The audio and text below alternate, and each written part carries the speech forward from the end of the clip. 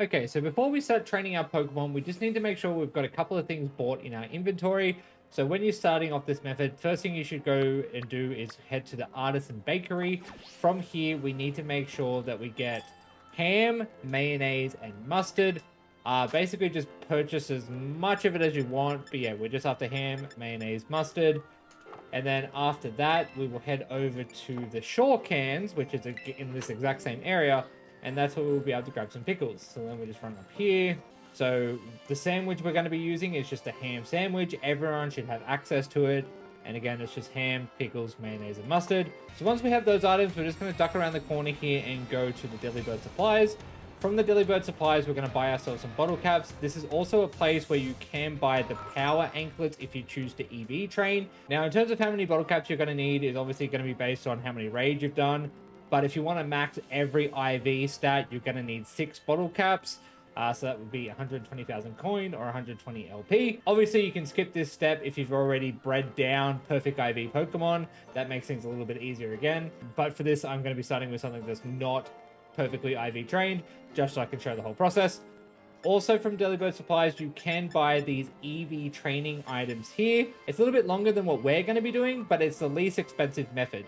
Now, if this is something you want to do, there's an infographic here on the screen. You can just quickly follow this guide. Basically, if you want to train HP, you would go take on the Woopers. If you want to trade attack, you go take on the Shinx, etc.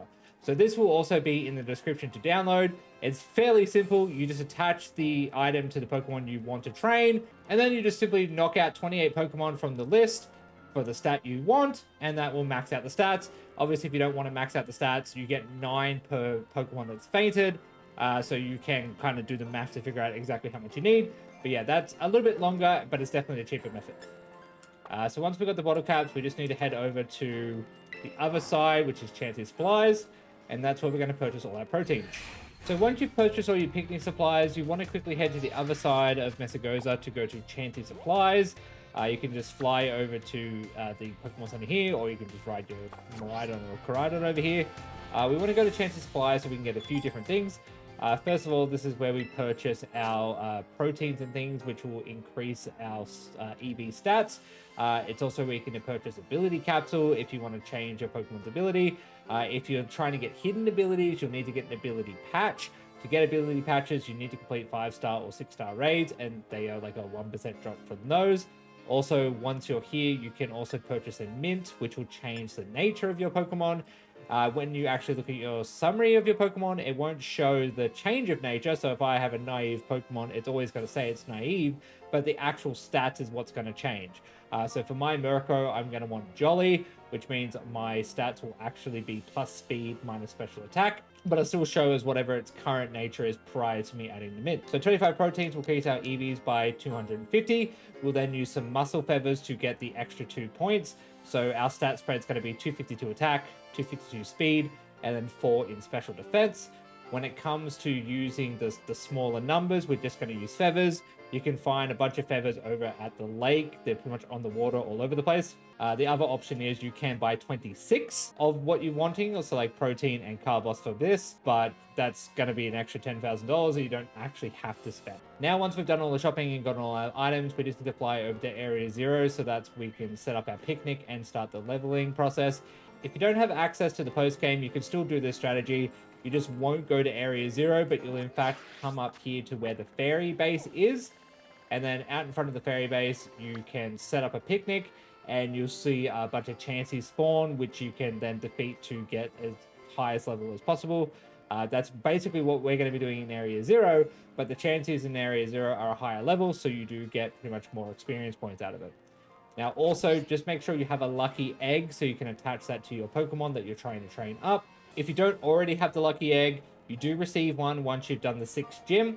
So just keep doing the gym storyline and they'll give you the lucky egg. Lucky egg's really great because it does increase your experience gain by 50%. But yeah, with that all said, we're just going to quickly fly over to Area 0 and I will do the picnic. Okay, so when we fly over to Area 0, we just want to set up our picnic in this area here. Just because when we actually try to go into Area 0, we're not allowed to set up picnics anymore, so it kind of makes it kind of impossible. So yeah, you just set the picnic up here, eat the sandwich, and then we head down and basically start doing the leveling strat.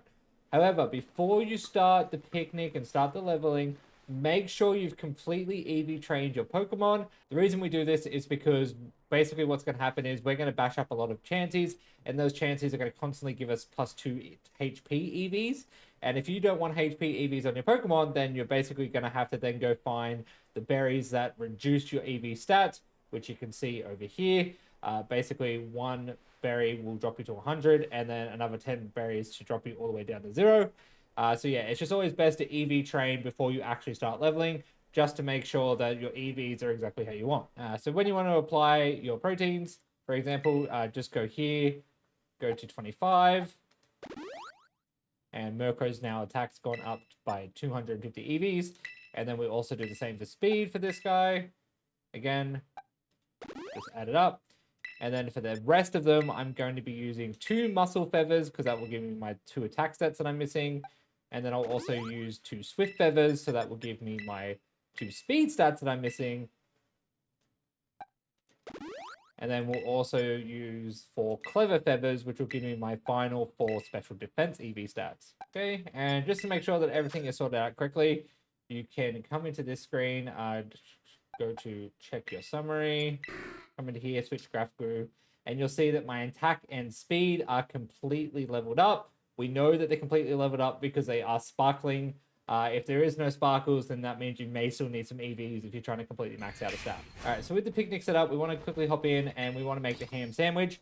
We're using the ham sandwich because it increases our normal encounters. The reason we want to keep increasing normal counters is because we intend on fighting a lot of Chanseys, and this just makes it so they're going to spawn a lot for us, so it's a lot easier for us to beat them up.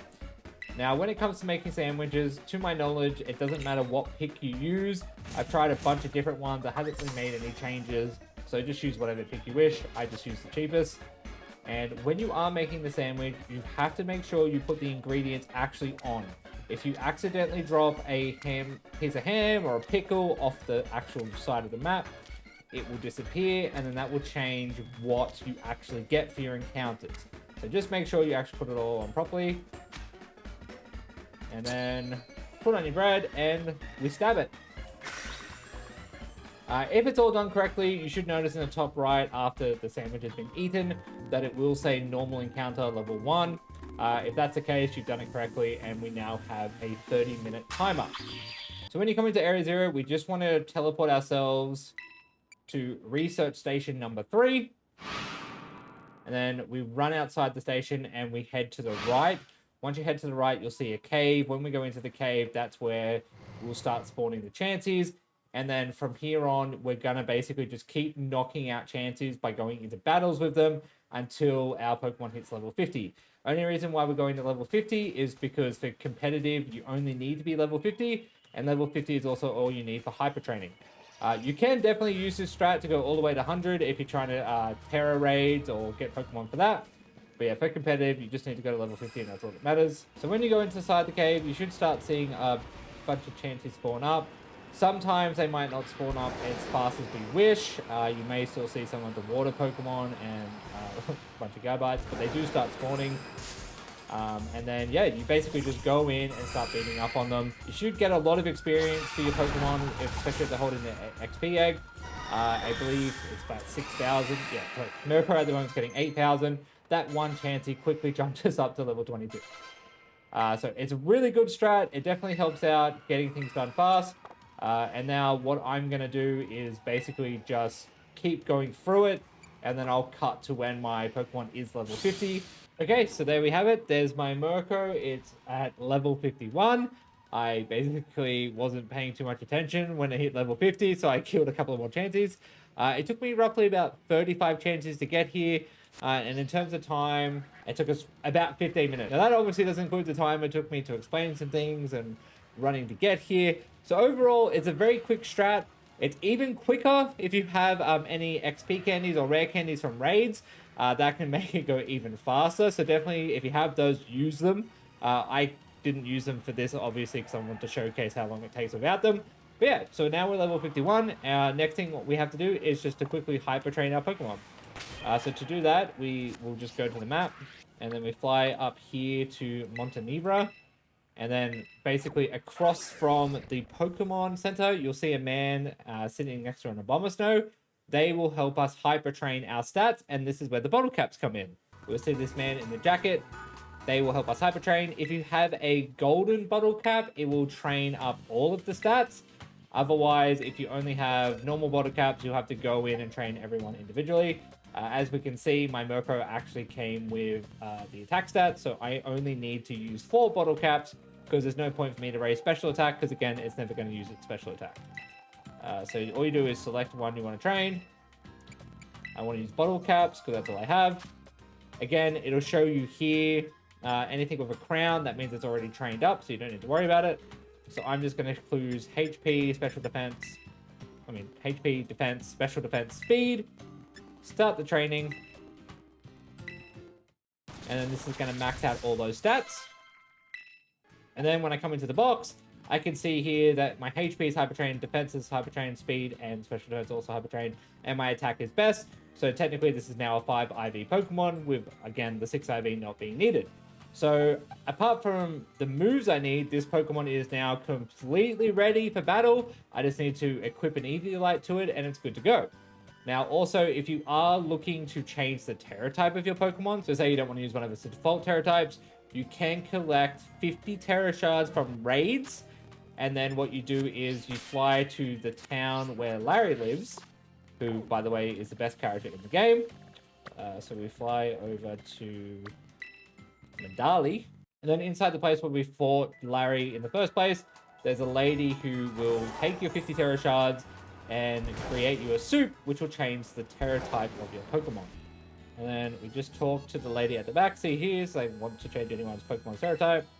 So I can now get a normal Terra, which is actually pretty good because I did want that for one of my Pokemon, so that's really handy. But yeah, and then you basically will feed it, it'll change your Terra type, and that's sorted.